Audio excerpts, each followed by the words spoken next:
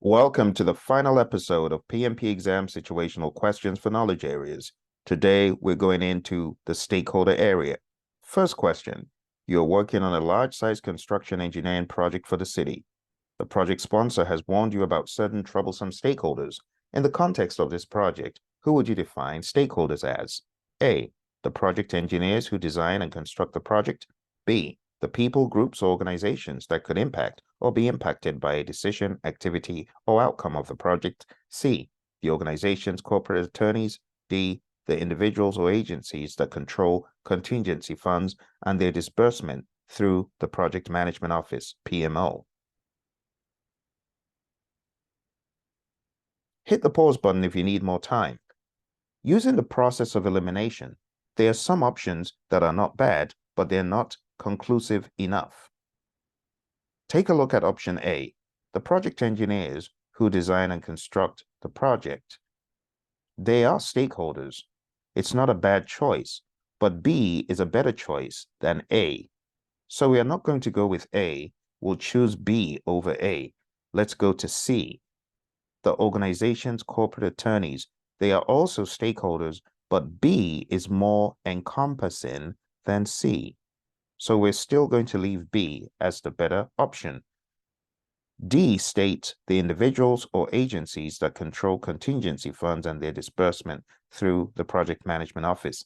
Again, we could say those are stakeholders, but it's not as conclusive as the people, groups, or organizations that could be impacted, that could impact or be impacted by a decision, activity, or outcome. So the best option is B. When on the PMP exam, you find an option that is more conclusive, more inclusive, it is always better to go with that one. This is a direct cutout of PMBOK Guide 6th edition, and you can see that on page 503 to 504. Let's move to the next question. You're working on a large-sized Agile software engineering project for the city. The project sponsor has warned you about certain troublesome stakeholders. To increase the chances of achieving project success on an Agile project, the project manager should do all of the following except what? Is it A, identify the stakeholders early in the project or phase? B, analyze the stakeholders' levels of interest and individual expectations, as well as their importance and influence? Is it C, stick to the same plan used for other clients when managing stakeholder engagement? Or is it D, communicate and work with stakeholders to meet their needs or expectations? Hit the pause button for more time. Going straight to the best answer here, my friends. There's an option that is what you should not do. That is what you're looking for. So A, B, and D are not bad. It's good to identify stakeholders early, to analyze their levels of interest, and to communicate and work with them. What is not good is sticking to the same plan, option C. And therefore, the best answer for this is C. This is not in the spirit of Agile. You do not use the same plan for all other clients when managing stakeholder engagement. That is a recipe for failure. Next one, you are managing a critical project for your organization that has the potential to significantly impact its future direction and profitability. During your stakeholder analysis, you've identified a stakeholder with keen interest, Jack, the Chief Operations Officer, COO of the company. Through your analysis, it's evident that Jack possesses significant decision-making authority and can influence resources, budgets, and key personnel linked to your project. What is the best strategy for him? Is it A, manage close, B, keep informed, C, keep satisfied, or D, monitor? All right. Hit the pause button if you need more time, and let's go straight into the answer. It says you've identified a stakeholder with keen interest, and keen interest just means a lot of interest. And then it goes further to say it's evident that Jack possesses significant decision-making authority and can influence resources. So he has a high level of influence. If he can make decisions and influence resources, budgets, and key personnel, then this person in the quadrant, when you take a look at your stakeholder power interest grid, you're looking at a situation like this. Jack has a high level of power and a high level of interest, and therefore we place Jack over here. And remember the mnemonic MK, MK. Starting from the bottom left, just remember MK, MK. The first M is for monitor. The second M is for manage close. And therefore, judging from where Jack is, your strategy needs to be manage close. And therefore, the best answer is A. Next question. You're leading a transformative project within your organization aimed at implementing a new IT system. As you conduct your stakeholder analysis, you identify Jill, a frontline employee who will be an end user of the system. She has been with the company for several years, and while she doesn't hold a managerial or decision-making position, she's deeply passionate about the tools she uses daily. What is the best strategy for her? Is it A, manage close, B, keep informed, C, keep satisfied, or D, monitor? Hit the pause button for more time. A few clues in the question. It says she's going to be an end user of the system while she doesn't hold a managerial or decision-making position. Not a lot of power, right? But she's deeply passionate about the tool she uses daily. She's a daily user of the tool. She's obviously passionate, which indicates interest. So again, if we think about our power interest grid and we use the MK, where this is monitor, if she has a low level of power and a high level of interest, she's going to be here. This is keep informed. Therefore, her position is here. She doesn't have a low level of interest. She has a high level of interest, which is why that is her position. And based on that, the best answer is B, keep informed. When you have these questions, it's important to identify the stakeholder's level of power based on what is shared and interest. Next question. You're in charge of a new initiative to overhaul the company's internal communication platforms. During your stakeholder analysis, you identify Janet, an employee in a department that will be indirectly affected by the changes. Janet has been with the company for a short period, and her role doesn't grant her much influence over strategic decisions. Furthermore, given the indirect impact of the project on her daily tasks, she hasn't shown a significant interest in the initiative's proceedings. What is the best strategy for her? Is it A, manage close, B, keep informed, C, keep satisfied, or D, monitor? Hit the pause button for more time. Jumping straight into our power interest grid again, just remember, on your exam, the words power and interest could be replaced with other words depending on the configuration used. This is also configurable to be an influence impact grid, so keep that in mind and other things. But for now, we're going with power interest, and it says she has, watch the clue, not much influence, which means low level of power, and she doesn't have significant interest, low level of interest. So she is here. Remember the MK? Well, this is monitor, so she's over here. Your best strategy is D, monitor. Moving on, you're spearheading a project that involves the development of a new software tool aimed at improving internal processes. During your stakeholder analysis, you identify Bob, a senior executive in the company with significant decision-making power. However, given his broad range of responsibilities and the project's specific nature, he hasn't shown a pronounced interest in the day-to-day details of the initiative. What is the best strategy for him? Is it manage close, B, keep informed, C, keep satisfied, or D, monitor? All right, hit the pause button for more time, and let's use the power interest grid for clues. power, to spell it all out, interest. Bob has obviously significant decision-making power, which means he has a high level of power, but he hasn't shown a pronounced interest. So he's here. MK, keep, satisfied. Therefore, the best answer is C. Keep him satisfied. Let's move on to the next question. You are dealing with impossible stakeholder demands on your project team. What should the team do?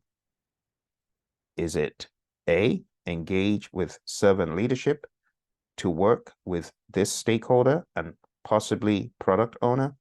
Is it B, invite the stakeholders to the weekly retrospective to observe team interaction? Is it C, record the problems in the impediment log and discuss them during the daily scrum? Or is it D, record these as issues in the risk register and resolve as the opportunity permits? Hit the pause button for more time. So, talking about stakeholder demands, the best thing to do is to not record the problems and record them in the daily scrum. That is certainly not the best thing to do. The daily scrum is not for that. We do not use the daily scrum to discuss those impediments, right? We do want to know about them, but it is not for discussing during the daily scrum. From an Agile perspective, D says record these as issues in the risk register. You don't record issues in the risk register to start with, so that's flat out wrong. And then saying resolve as the opportunity permits is reactive. So we have A and B. So B says invite the stakeholders to the weekly retrospective to observe team interaction. Well, you don't invite stakeholders to, first of all, it could be weekly, but it generally isn't weekly. And you don't invite stakeholders generally to the retrospective. Generally, you don't. You could, but you generally don't. And it wouldn't be to observe team interaction. That is so not agile. And that is against the grain. So using the process of elimination, we can cancel these outrageous options. And it leaves us with A, engage with servant leadership to work with this stakeholder and possibly the product owner. It is important for the product owner to be there because when we talk about our stakeholders in this context, the product owner understands the stakeholder better than anyone else should, especially if they're on the side of the business. So engaging with a servant leadership posture to work with a stakeholder is definitely what you want to do. So the best option is A. You can find more of this on page 59 of the Agile Practice Guide. Moving on, the power interest grid classification model for stakeholder analysis suggests keeping high power, high interest stakeholders informed, keeping high power, low interest stakeholders satisfied, monitoring low power, high interest stakeholders, or is it D, managing low power, low interest stakeholders closely? Take time to think about it. Hit the pause button and I will reveal the answer.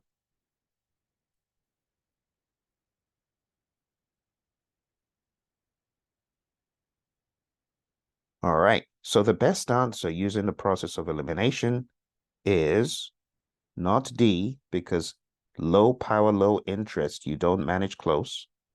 It's not C, because low power, high interest,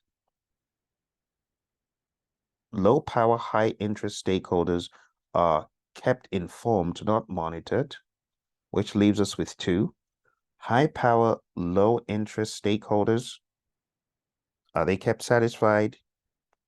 You're very correct, because high power, high interest stakeholders are managed close. And therefore, the best answer could be tricky, except you think about it, is B. I also want to stress that although this quiz has significant amounts of the power interest grid, I want you to know that the questions on the exam could be different, but you have to get into the mindset of reading through, using the process of elimination, and identifying clues. That's what this is about. Okay. Your stakeholder, Bob, has a low level of influence and power on your project. He acts loud, boisterous, and quarrelsome in meetings. He is directly opposed to the project. Which category of the stakeholder engagement assessment should you aim to get him to at a minimum? Is it A, unaware, B, resistant, C, neutral, or D, serving? Hit the pause button for more time and let's jump straight into it. Here's the configuration. I call it earns less. It's a play on words. URNS, earns, and L, less. These are the stakeholder classifications. At a minimum, you don't want stakeholders to be resistant or unaware. You want them to be right there in the middle, at a minimum, right there in the middle, at a minimum, which is the neutral position. So your best answer here is at a minimum, you should get him to neutral, which is option C. So as far as this question is concerned, he is resistant. That's where he is now. But at a minimum, you want to get him to neutrality. And the answer, therefore, is C, neutral. So get the negative stakeholder to be neutral at a minimum. Let's move on to the next question. You are involved in the process of communicating and working with stakeholders to meet their needs, expectations, address issues as they occur, and foster appropriate stakeholder engagement in project activities throughout the project lifecycle. Despite your best efforts, the project stakeholders complain about unclear work assignments or work progress. What should you do next? Choose the two best options. Is it A, consider an additional daily end scrum just before closing? Is it B, use the sprint planning ceremony to discuss and resolve these issues? Is it C, consider Kanban boards to see the flow of work? Is it D, consider a daily stand-up to walk the board and see what work is where? Hit the pause button if you need more time. Without much ado, we'll use the process of elimination, and therefore we will cancel straight away the two unreasonable options. Daily end scrum, an additional daily end scrum before closing doesn't even make sense because we have one daily scrum, right? So we don't do an additional daily end scrum. And B, use sprint planning to discuss and resolve issues. That's not what this is for. This is talking about communicating and working with stakeholders, fostering appropriate engagement. This could be done in a retro, but not in sprint planning. This is not what you would typically do in sprint planning. Sprint planning will be used for other things because it says the project stakeholders complain about unclear work assignments. You want to be more proactive with this, but you wouldn't do it in sprint planning either, right? Sprint planning is at the beginning of your sprint, and it is used for planning, not for troubleshooting. If it had said in a sprint retrospective, or even if it had put a sprint review as an option, I would have considered it more, but definitely not sprint planning. So we're left with two. We're left with option C and option D. And therefore, it is obvious that these are the two best options. You want to consider Kanban to see the flow of work, and also a daily stand-up to walk the board and see what work is where. Let's move into question 198 now. Your stakeholders are very engaged on your project. They attend every daily scrum, and they also attend sprint planning. While in sprint planning, they complain about their estimates from the last sprint, saying that they were very inaccurate. What should you do to address their concerns about estimating? Select all that apply. A, address their concerns with the product owner and develop a strategy to prevent complaints. B, reduce story size by splitting stories. C, use bottom-up estimation with relative sizing, engaging the entire team to estimate. D, consider agile modeling or spiking to understand what the story is. Hit the pause button for more time. Let's jump straight into it. Using the process of elimination. There are certain things here that are against the grain of Agile and Scrum. First of all, A says, develop a strategy to prevent complaints. People are not robots. We cannot prevent complaints. That is unrealistic and against the grain of Agile. It's all right to get complaints. Look at it as feedback. To prevent complaints is audacious where humans are concerned. B, reduce story size is not a bad option. C, using bottom-up estimation in Agile, that is against the grain of Agile. It goes further to say engaging the entire team to estimate. Well, just remember that when you're estimating, the product owner and the sprint, the scrum master involved in the sprint may not be developers. If they're not developers, we don't want to engage them in estimating. So C, in addition to it being out of whack because of the bottom-up estimation mention, it's also against the grain to say engage the entire team to estimate. And we're talking about bottom-up and then relative sizing together? No, that's not a plausible option. The best option so far is B, but let's take a look at D. Consider agile modeling or spiking to understand what the story is. Now that is in the spirit of Agile. And therefore, the best answers are B and D. And we can find that in the Agile Practice Guide on page 58. Let's move on to the next question. An accepted deadline for project approaches, the project manager realizes there is a certain disagreement and misalignment of understanding on the project. Certain elements under discussion and in dispute have also arisen as a result. What should the project manager do? Is it A, process as potential conflicts in project documents updates? Is it B, document these as potential changes in the change log? Is it C, document these as issues in the issue log? Is it D, document this as conflicts in the action item log?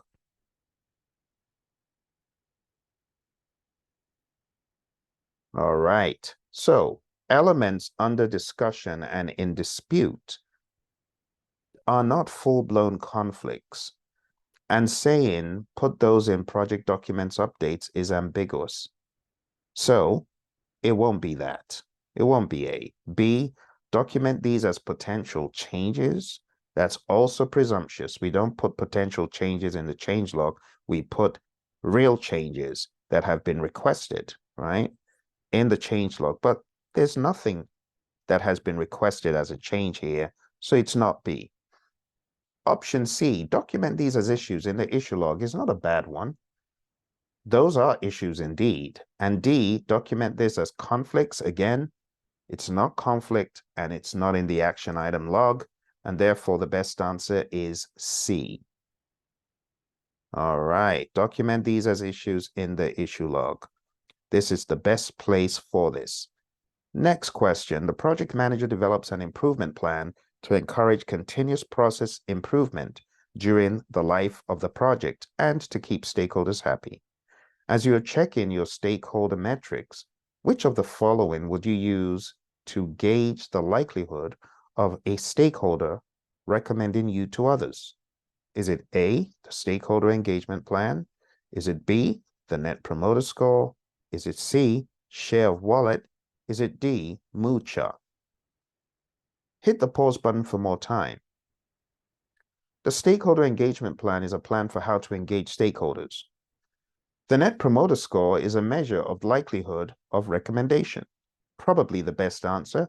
Let's take a look at C. Share of wallet is the share of your customer's wallet that you occupy, how much money are they willing to spend with you, or are they actually spending with you? So it's actual spend, taking a look at the metrics. So it would not be that. And a mood chart just checks the mood of stakeholders and team members. So the best option is B. It's a net promoter score. It measures the degree to which a stakeholder, usually the customer, is willing to recommend a product or service to others. It measures a range from -100 to +100. A high net promoter score not only measures satisfaction with a brand, product, or service, it is also an indicator of customer loyalty. You can find this in PMBOK 7. Next question. You are using a technique that combines power, interest, and attitude elements into a three-dimensional model that can be useful in identifying and engaging the stakeholder community. It provides a model with multiple dimensions that improves the depiction of the stakeholder community as a multidimensional entity and assists with the development of communication strategies. What does this describe? Is it A, stakeholder cube, B, stakeholder mapping, C, stakeholder representation, or D, stakeholder engagement log?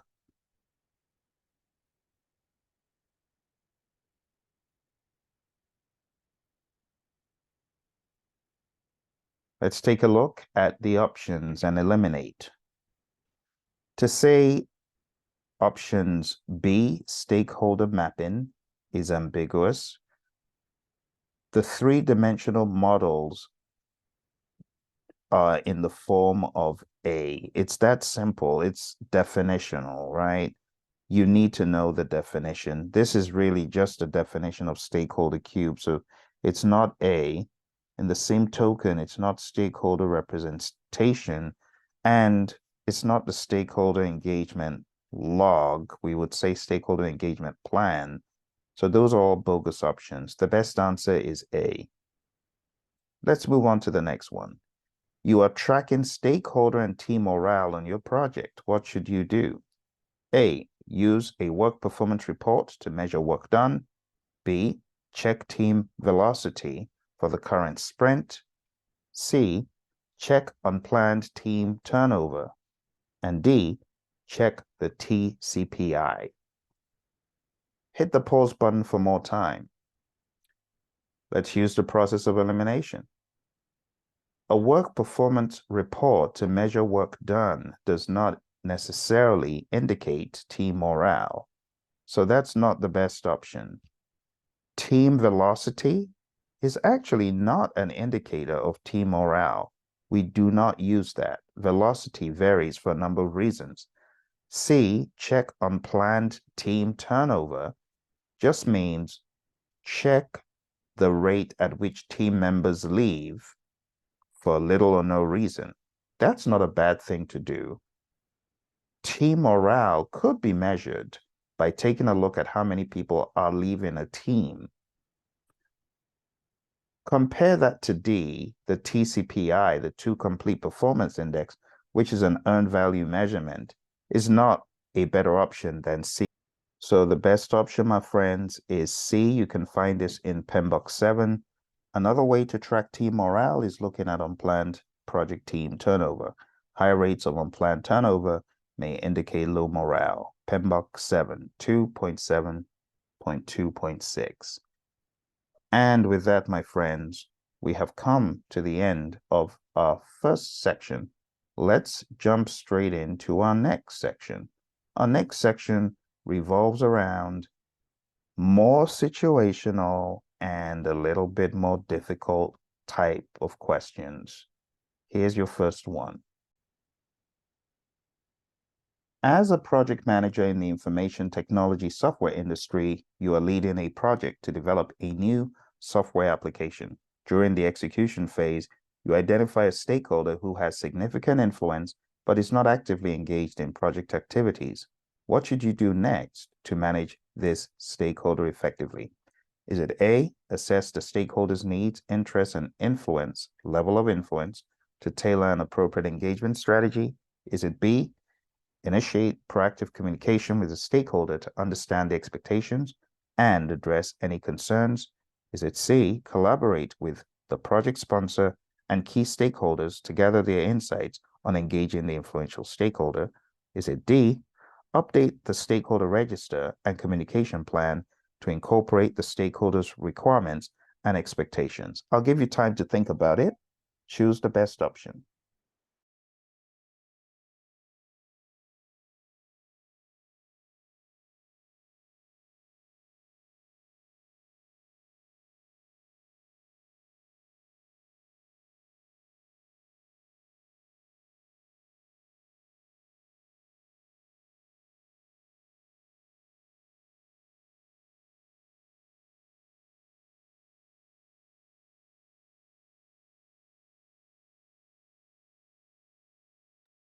All right, let's take a look at the options.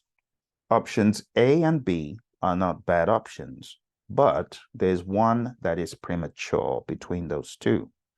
Option C, collaborate with the sponsor and stakeholders to gather their insights. It's kind of like going behind the stakeholders' back.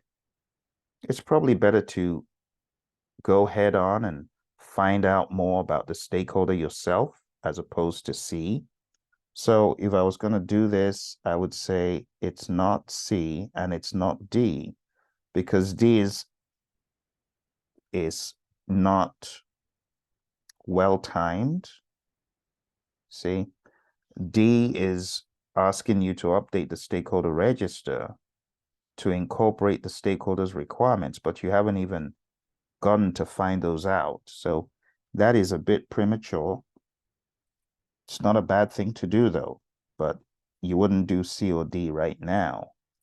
A, assess the stakeholders' needs and their interests and level of influence is not a bad thing. It's what you generally do first. Going straight into B, jumping into B is not a good idea because you're just jumping into communicate without even understanding their needs. You got to understand their needs and interests and their level of influence. So let's take a look one more time. It says you identify a stakeholder, right? When you identify a stakeholder, what do? You got to begin to analyze the stakeholder. That's what you should do next, right? So you know their power and influence and so on, but all these other things have to be done, right? It says significant influence, so we know that they've got significant influence, but needs, interests, and determining the appropriate engagement is needed before going into option B. And that's why option B is not the best thing to do next, right? This is what you should do next, okay? I hope that clarified that question. So here's the answer. By assessing the stakeholders' needs, interests, and level of influence to tailor an appropriate engagement strategy, the project manager can ensure effective communication, collaboration, and stakeholder satisfaction throughout the project. The question says that the stakeholder has significant influence. This means that it's even more important to assess their needs, interests, level of influence in order to develop an appropriate engagement strategy. If the stakeholder is not actively engaged in project activities, it could be because they are not aware of the project, they do not understand the project's benefits, or they do not feel that their input is valued. By assessing the stakeholder's needs, interests, and level of influence, you can develop an engagement strategy that addresses these concerns and ensures that the stakeholder is involved in the project in a way that is meaningful to them, all right? So that is the very first question in this part B. Let's go to the next one. And what you notice from these questions is they're a little bit more stern and they have more robust options and text, just like the real exam. You are a project manager in the education industry leading a project to implement a new learning management system. During the execution phase, you encounter resistance to change from a group of faculty members who are key stakeholders in the project. What should you do next to manage this stakeholder resistance effectively? A, assess the reasons for stakeholder resistance and develop a change management plan to address their concerns.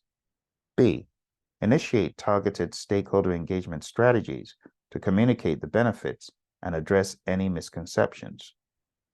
C, collaborate with the project team and other stakeholders to gather their support in influencing the resistance stakeholders. And D, update the stakeholder management plan to include specific strategies for managing stakeholder resistance. I'll give you some time to think about it.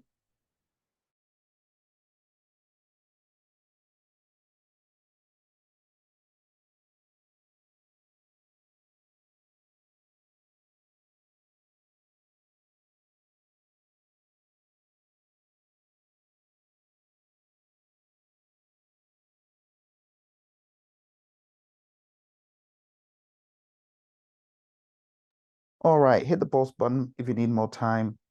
This is really about stakeholders resisting a new system. It happens all the time, right? Implementing a new learning management system, they've obviously been using a previous one, and this new one, they're not really buying it, okay? So should you do A, assess the reasons for stakeholder resistance and develop a change management plan to address their concerns? Well, as far as assessing the reasons, how do you assess the reasons? It has to be by dialogue because you're not in their heads. So assessing reasons could be presumptuous if you're going by what you think or what someone else thinks, which brings up option C, collaborating with the project team to gather their support. It sounds like either you're trying to bypass the actual people that have the problem, or you're trying to strong arm the people that have the problem into agreeing with them, making them agree, like forcibly. Nah, that's not the best option. So it's not A and it's not C, right? Collaborating with the project team. We have D, updating the stakeholder management plan to include specific strategies. And that's not a bad thing to do, but it's premature and it's probably better calling it a stakeholder engagement plan. But D again is sudden and it doesn't take into account the necessary things that we should as project managers. There should be some dialogue.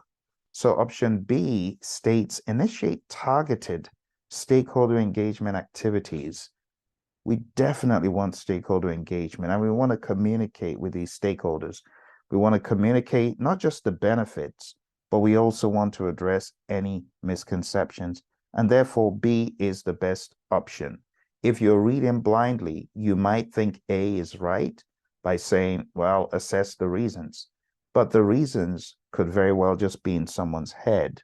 We actually need dialogue to get down to the bottom of why this stakeholder or stakeholders are resistant. So the best option, my friends, for that one is B. By initiating targeted stakeholder engagement activities to communicate benefits and address any misconceptions, the project manager can actively manage stakeholder resistance, promote understanding, and foster stakeholder buy-in for the project's success. All right, let's move into number 31 in this new set. As a project manager in the financial and banking industry, you are leading a project to implement a new online banking platform. During the execution phase, you identify a stakeholder who is not actively participating in project meetings and decision-making processes. What should you do next to manage this stakeholder effectively? Is it A, assess the stakeholder's level of involvement and influence to determine the best approach for engaging them? B, initiate communication with the stakeholder to understand the expectations and address any barriers to participation? Is it C, collaborate with other key stakeholders to identify potential strategies for involving and engaging the stakeholder? Or is it D, update the stakeholder register and communication plan to reflect the stakeholders' level of participation? Hit the pause button for more time.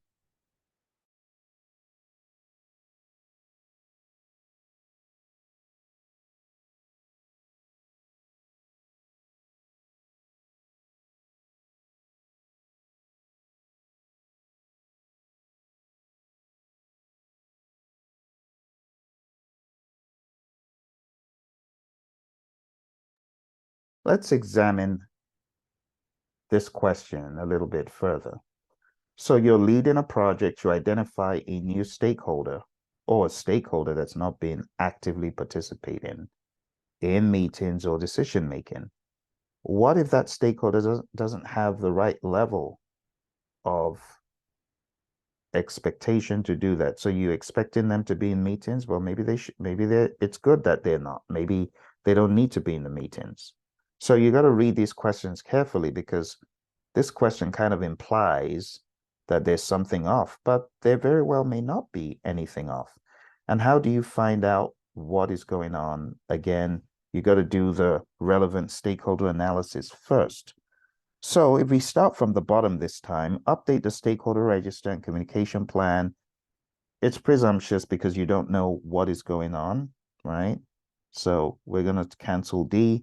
C, collaborate with other key stakeholders to identify potential strategies for involving and engaging the stakeholder. Again, because we can access the stakeholder directly, it doesn't make sense going behind their back to talk to other people about the engagement. All right. And B, initiate communication with the stakeholder to understand the expectations and address any barriers. Well, we don't know that they're barriers.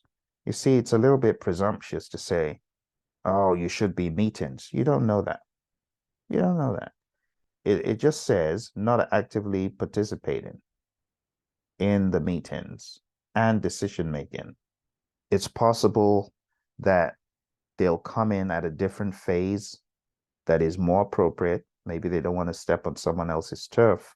So B, again, is not the best option. The best option is to assess their level of involvement as well as their influence. You got to understand what their influence level is. You got to understand why are they involved at this level. That's what we mean by assessing their level of involvement. You have to assess and understand, is their level of engagement relevant? Is their level of engagement satisfactory? Because it very well could be.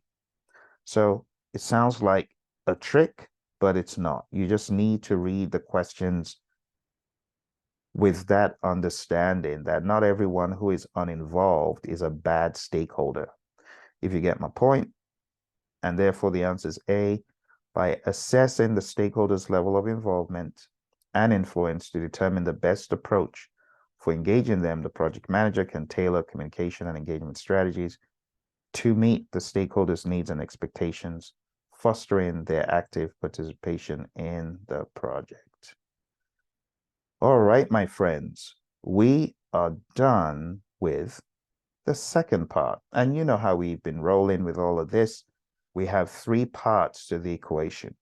So for the final part, we are going in on the spinner, I call it, type of questions. So let's advance and we'll take a look at a couple of relatively easy spinner questions compared to the others that we've looked at. The others that we've looked at in the past are a little bit more stern. Here we go. Here's the very first one. The product owner and the team discussed the user stories planned for a particular project. The team pointed out that none of the stories had acceptance criteria defined, and that these were needed to define the acceptance test for each story and deliverable. However, they could not agree on when exactly these needed to be defined. Ideally, when should the acceptance test be defined? Is it A, before release planning? Is it B, during the iteration? Is it C, during the review? Is it D, in refinement before development?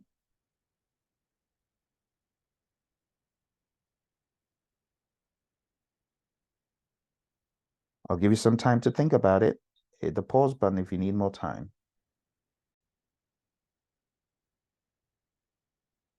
All right. So, my friends, using the process of elimination, if you're writing these acceptance tests, it obviously needs to be before that story gets underway so that the developers can build in the knowledge of the acceptance criteria into the build, whatever they're working on. Before release planning is too late, because you know that you could have several sprints in a release. So this needs to be even before you get into whatever sprint this stuff is going to be worked on. So it's not going to be A. A would be too late, right? B, during the iteration, again, it's too late because work is underway. And during the sprint review, seriously, that is dead in the water. So the best answer is D, in refinement before development. That makes the most sense. Backlog items should be well understood before an iteration starts, but not so early that time is wasted on items that may not be implemented. So don't do this for just any random items all the way at the bottom of the backlog. We want to do this in a sensible way for things that we know very well will be done. Got to use our time wisely. All right, here is the final one. A team was working on a complex product that required integration of many complex parts. The team decided to commit to integrating the product every few hours during the development, an adaptation of the Agile practice of continuous integration. In what way would this practice be most helpful to the team? Is it A, to reduce the length of the iteration? Is it B, to increase the team velocity? Is it C, the product would be in a near releasable state at any time? Is it D, to gain customer acceptance? What do you think? Hit the pause button if you need more time.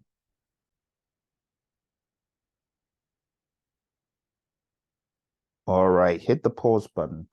Now I want you to get into the spirit of Agile. Think about it.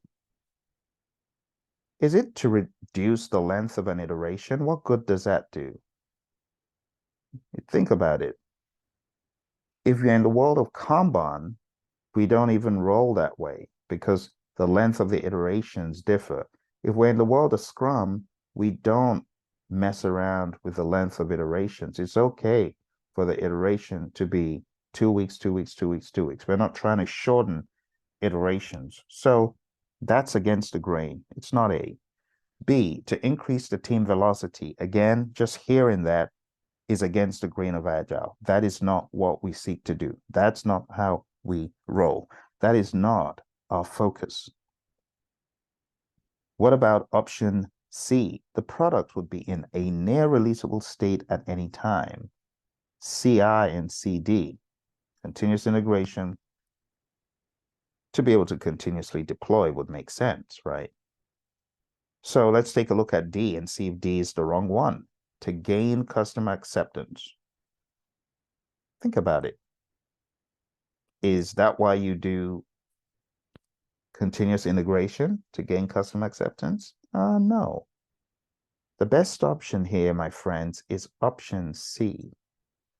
Option C is all about being in a near releasable state at any time. The primary purpose of CI is to continuously build a working product. The iteration is a fixed time box, so should not be reduced. Velocity may or may not be increased. There's no guarantee that CI will increase velocity. Customer acceptance is not a function of CI. Demos and other feedback options serve that purpose. All right, would you like one more? Because I think I'm hearing you say you would like more. Do you want one more? All right. One more. Here's our final question. Final question. A team was planning the deliverables of a 2-week time box, which represents a sprint. The Scrum Master, who is the team facilitator, was helping reconcile the expectations of the business, represented by the product owner and the team. It was agreed that the team would complete the deliverables before the completion of the time box sprint, and that the product owner would not change the requirements related to those deliverables during the sprint. Why is this agreement necessary? Is it A, to incorporate flexibility as a value in sprint planning? Is it B, to ensure that the agreed goals can always be met? Is it C, so that both the business and the team get what they want? Or is it D, to ensure there is reciprocal commitment from both ends? I'll give you some time to think about it. Hit the pause button if you need more time.